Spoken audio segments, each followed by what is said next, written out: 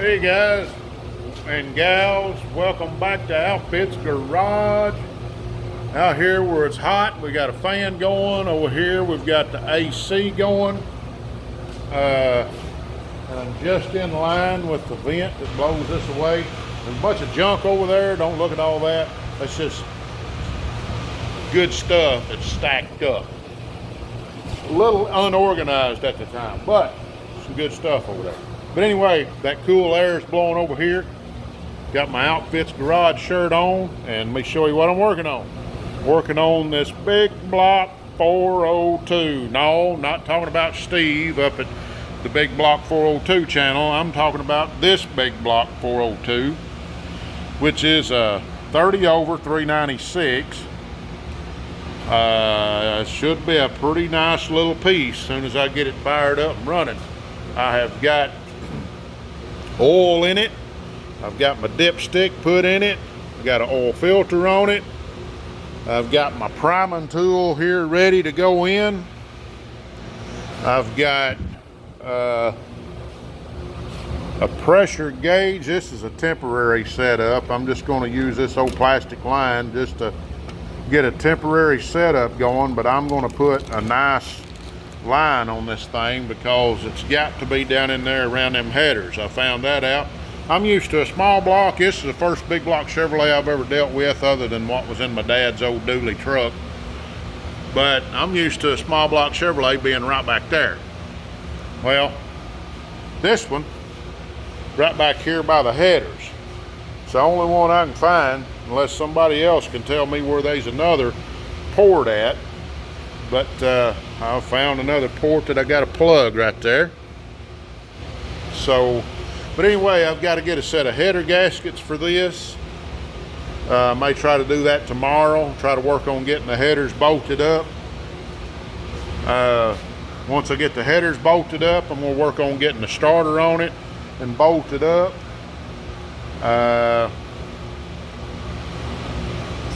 Let's see.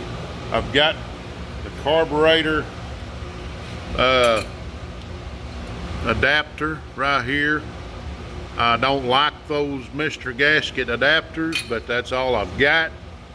I've got the gasket. I've got two gaskets there. I've got a carburetor sitting right over there on top of that toolbox. I'll have to take some brake cleaner and clean that up real good. But yeah, we're getting close to dropping a distributor in this thing. I've got a brand new distributor sitting back there in the box. I've got a set of plugs on order coming for it, spark plugs. I'll put this fuel pump in. This is just an old stock fuel pump, nothing special. Gonna put fuel pump in it, but I've got to get my distributor in first because it's sitting on top dead center, and I don't want to turn the motor over just to put a fuel pump on it. I want to get the distributor in it first, get it in time, and once it's in time, distributor in it, and pretty much set basically where it needs to be.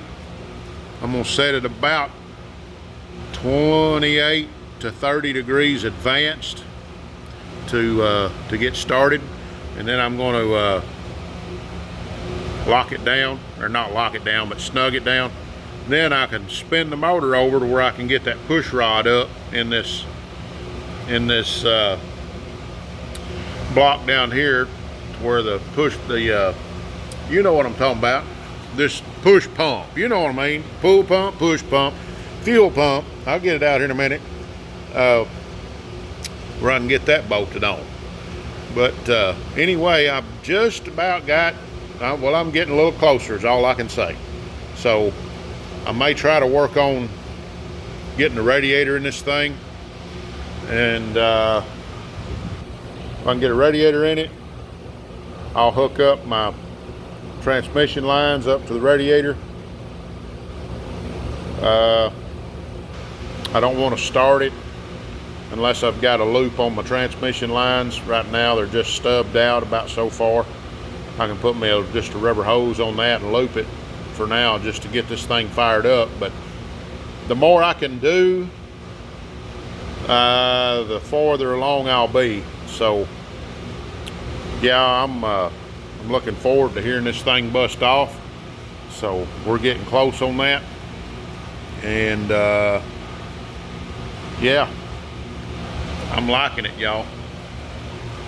It's getting close. Sound like I'm getting some rain outside. Let me check. Hey, I see raindrops. Raindrops keep falling on my head. How about that? Getting some rain out here. I let him in while I was at it. He's going underneath that tire over there. The frog. Anyway, yeah, we got the rear end bolted under it. Now I've got, if I run out of things to do there, I may come out here in the morning, since I'm going to be a little waiting on that up there. I'm missing a fitting for that oil line is what it is. But I may come back here and set my pinion angle, take one of the oh, I can't even talk tonight, the U-bolts out, and weld my saddles on my rear end. So then I'll have my rear end set. I'll have to build some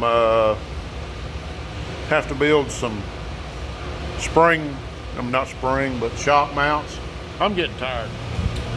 I know some guys had some trouble with their drive shafts last year at No Name Nationals, so I'm looking into that. I know some guys are putting like Chad at Square Body Stuff, I think he put a carrier bearing in to shorten the length of the drive shaft. I think that's a good idea. I got to see, I don't have any of that stuff here, so I've got to order a drive shaft anyway. So I thought about just calling up Southwest Speed and seeing what they had as far as a heavy wall drive shaft. So I may just talk to them, see them, call them, or Speedway or Fast Shavs or somebody, and see about getting the drive shaft. If nothing else, I'll call down at Superior Driveline down at Little Rock and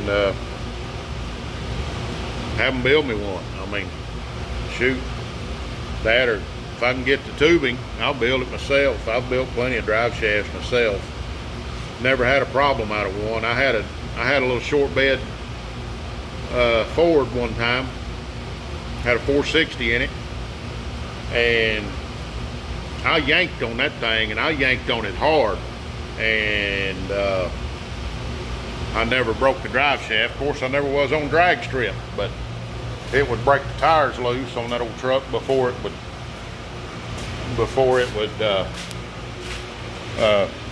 do anything crazy. But my brother-in-law had one of these trucks in a 72 model. Had one of these motors and had a pretty hot little motor, and he was yanking the front tire off the ground with it. So, and he didn't have a special drive shaft built. But I'm gonna look into getting a heavy wall drive shaft, because hey, I'm gonna be playing with this thing, ripping, romping on it pretty hard. So with some slicks and stuff. So I think I need to go ahead. If I'm going to order it, I might as well order one with a heavy wall tubing. So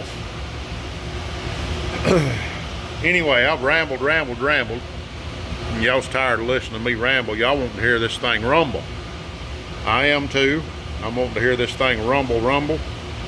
But I want to make sure everything's right on this thing before I fire it. I'm not going to patty cake around on this thing. I'm going to make sure it's right. When it fires up, it's going to be close to ready.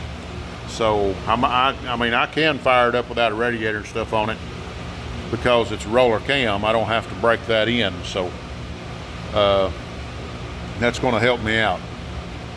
But anyway, I'm going to get off here, guys. I've rambled long enough. Been on here 11 minutes. So anyway, Russell here, Outfits Garage, saying God bless you. Hit that subscribe button.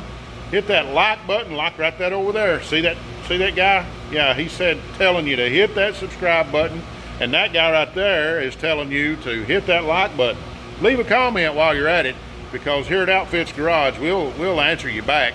It may just be thank you. Then again, it may be a conversation. You just never know.